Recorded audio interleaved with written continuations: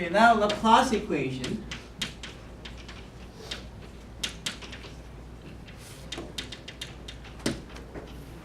Okay, and for this one, I'll do two-dimensional Laplace equation. That's the lowest dimension you have for Laplace. Well, there's one-dimensional Laplace, but that doesn't really give you anything interesting. It's not a partial differential equation. So let's think about two-dimensional Laplace equation. And to understand this, you first need to know the relationship between the potential energy and the force field. Okay. So if you have a potential U, so just think about the following. If you have something like this, right? A heel, and you put a ball. Right?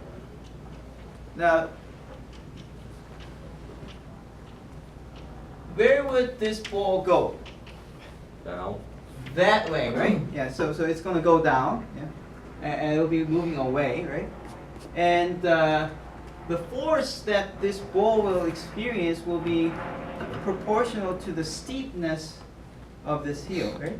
If it's very steep, right, then it's going to go really much faster, right? If it's less steep, then the force won't be that much. It's gonna be moving slower, right? Okay. So if you have a potential function, so U is now capital U. This is capital U. UXY. Let's say this is a potential function.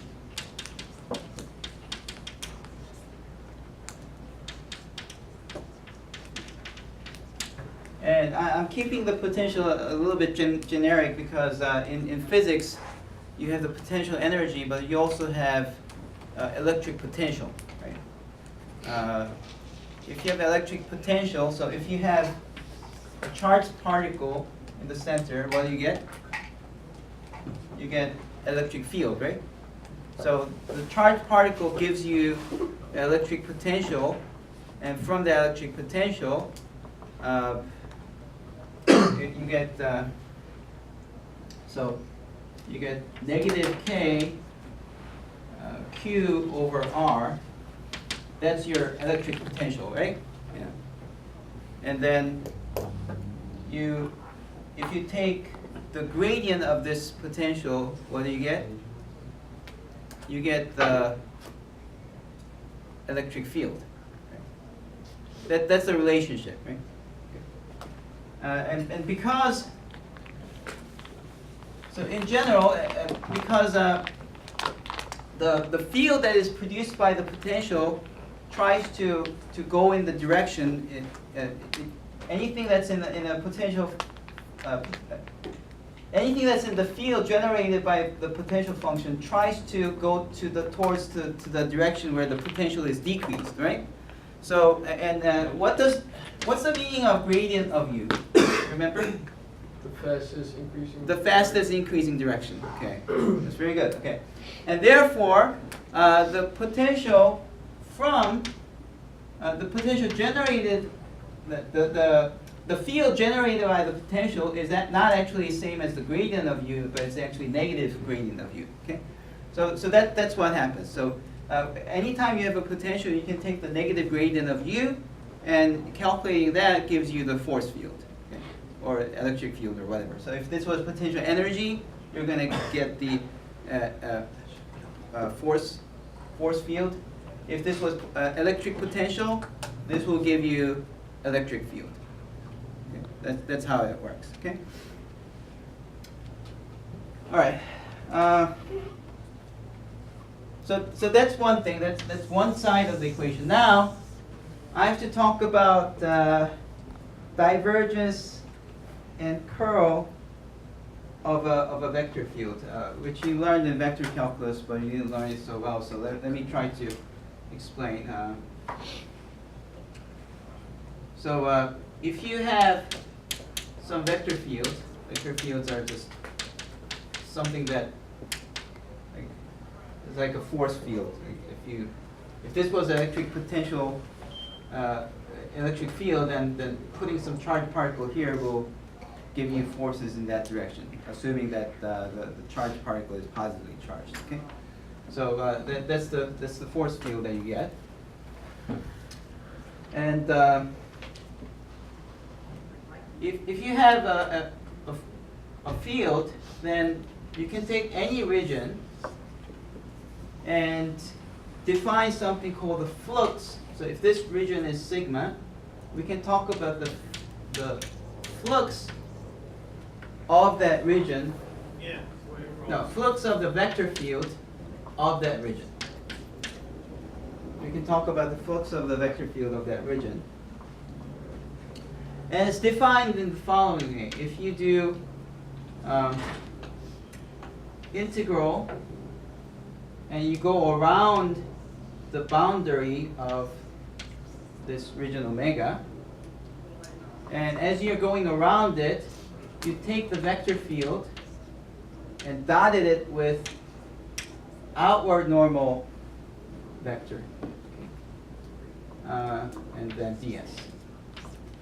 And ds is the length element. So as you go around, so what you do is, so at this point the outward normal is this, and you're trying to get the dot product between the force of the vector field. So the vector from the vector field dotted with the outward normal, and you may remember that this is same as projection of the vector field in the outward normal direction. Okay, so yeah, what you're really doing is we're only counting the component of the vectors that are used to escape this region. So so if this is positive, that means overall the vectors are escaping from this region omega. If this is negative, overall the vectors are coming into the region. Okay? So if this is positive, then there's some kind of source inside the region. If this is negative, then there's some kind of sink inside this region. Okay? So that's what flux is. Then you define divergence at a point as the density of this flux. So what is the divergence? Divergence is,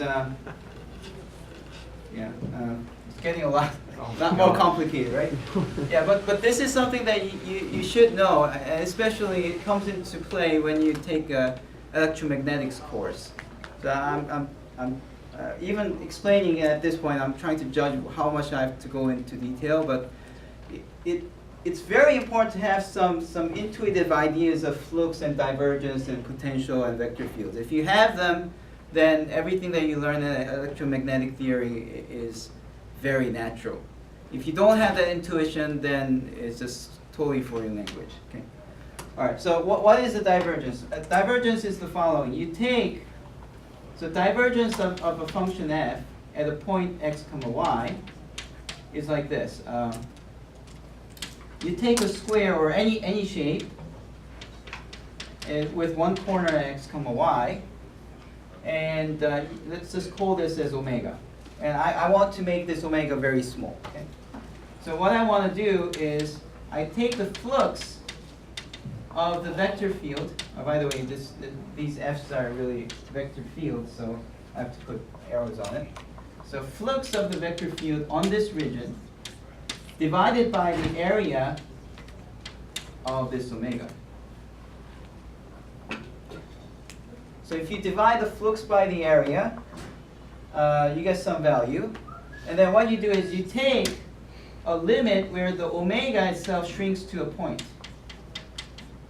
So you shrink this down to a point while doing this calculation. And it's a very long calculation, but you can do it. You can make you can take this as a square with sides h and h. You can explicitly calculate all that, which will take too much time for us. So you just have to believe me when I give you the result. Surprisingly, the result is like this. If f is say two vectors, u, no. If f is a two-dimensional vector, so you have u, v. That's how a vector field looks like, right? You have a function of x and y here, a function of x and y here. So, for example, you might have x plus y, x squared plus y squared, something like that. That's a vector field. You have two functions. Basically, if you have two functions of x and y, that's a two-dimensional vector field. Okay. So if you have such a thing, then this calculation turns out to be just take the first function, differentiate by x, take the second function, differentiate by y, and adding them, that gives you the divergence. And what does this mean? If you want to think about the meaning of this, this is what it means. Here's the flux over origin divided by the area. If this was mass, what is mass over area? Pressure. No, mass, no, that's force over area. Mass over area gives you the surface density, right? If you take mass over volume, that's the regular density. Usually, it's the volume density, but which we usually call as density. If you have a thin object and you take the mass and divide it by length, that's called the linear density, right? So there's the linear density, surface density, volume density, but this one is the surface density of the flux. Okay. So what is the divergence? It's related to the flux. Okay. So it's like this. If divergence, if this is positive, that means at that point, more things are coming out rather than going in, right? So if divergence is positive, you know this is a source. If divergence is negative, you know it's a sink. Vectors are going in. Okay. Okay. So just computing this for a given vector field will tell you at a point whether there's some kind of a source there, or if there's some kind of a sink there. Okay. All right. Now we're gonna link the two. So here's the question that I want you to think about. The question is, what is divergence of negative gradient of u when at places of neutral, neutral charge.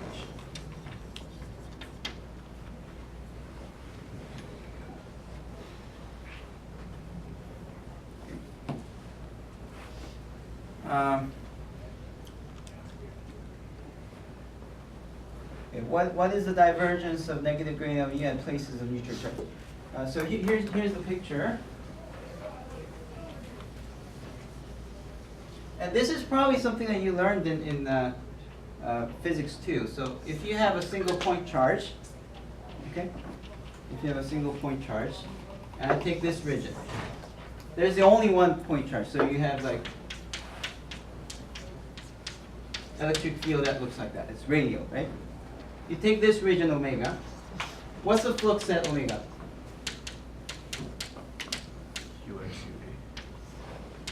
Flux is, I mean, suppose this was in your physics 2 class. This question was in your physics 2 class. How would you answer? PDE cosine theta. No. Over r squared. No. So you just forgot Gauss theorem. Yep. I don't think I like cosine theta. AE cosine theta. No. Oh yeah. AE cosine theta. Actually, that's if you have a flat surface. Okay. All right. Then you're right. That's what you get. But if you are surrounding a region, okay, and there's no charge enclosed, then what's the flux? Zero. Zero. It's zero. That's what you learned. That's the Gauss theorem. Yeah, you learned that, right? Yeah. Okay, good. So therefore, since divergence is the density of the flux, if it's always 0 here, what will be the divergence at each point here? It will be 0. Okay. So if there's no charge, and you pick these regions and take the divergence, what do you get? 0. So this is what? This is the electric field, right? If you take the electric field and take the divergence, where there's no charge, it's 0. That's basically the Laplace equation, okay? So let me try to write that down. Okay, so you have a potential function uxy. This is a scalar function. Okay. Now, what is the gradient of u? Can somebody tell me? What's a gradient when you're given a function? It's the it's the partial vector. Yeah, it's a vector made by partials. So what do I put here? Round x. Right? Yeah. Okay, what do I put here? Partial y. U. Yeah. That's the gradient, right? So if I put a minus, it will be this. Now, what's the divergence of this? Divergence of negative gradient of u. The formula was that, what did I do with the first one? Round. Don't you need lambda? No, there's no line. What do I do with the first one? Take Take the derivative with respect to x. oh, it's a double partial. And what do I do with the second one? Same thing, but y. Oh, y. So what you get is the second partial with respect to x minus second partial with respect to y. Okay. And that has to equal to what? This is 0. 0. That's Laplace equation. This is the two-dimensional Laplace equation. All right. So let me show you when this is applicable.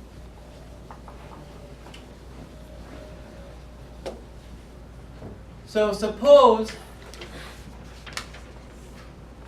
you have a charged rod.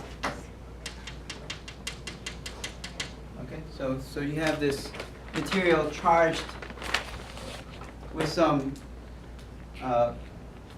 something. Okay, so you have some potential here, but everywhere else there's nothing. Okay. Oh, actually, I have to do something more than that. Okay. So if this part is charged, but if I put over here conductors, so these are ground. It's all ground.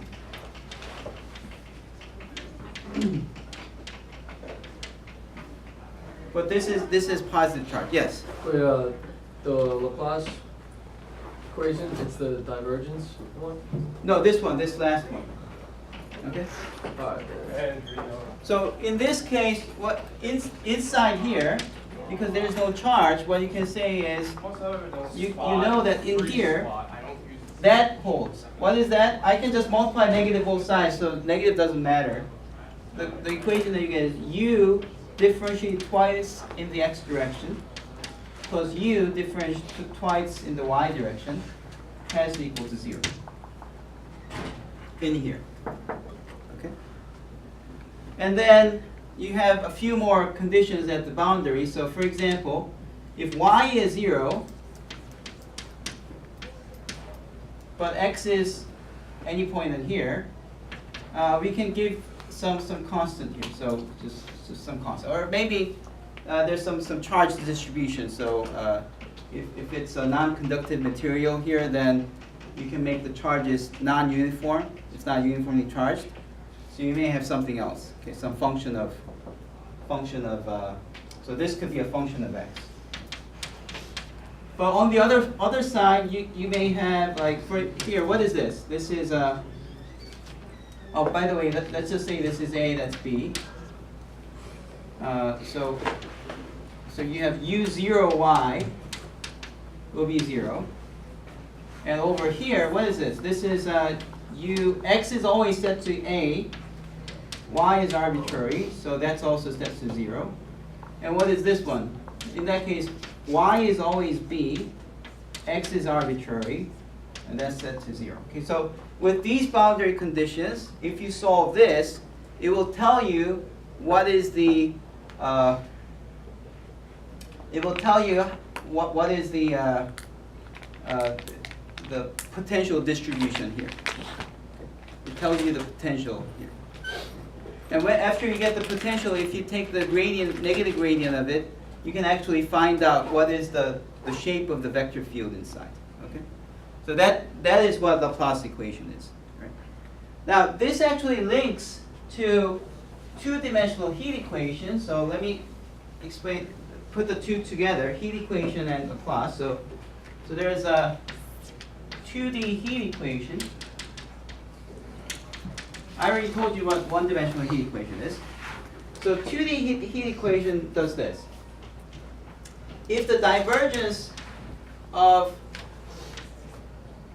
a U is positive, that means the vector fields are going away, right?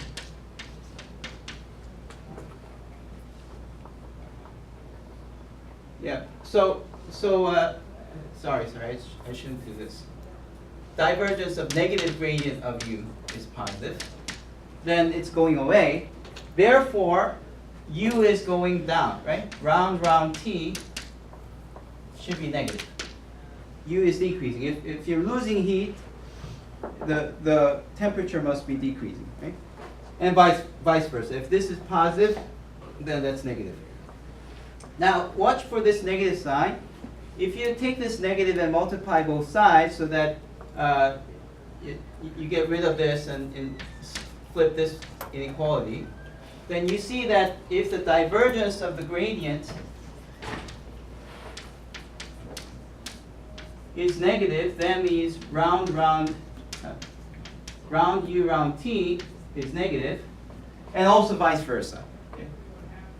And in the same way as before, we can actually see that if this is bigger or smaller, this also changes along with it. So you can say that the change in temperature is proportional to the divergence gradient of U.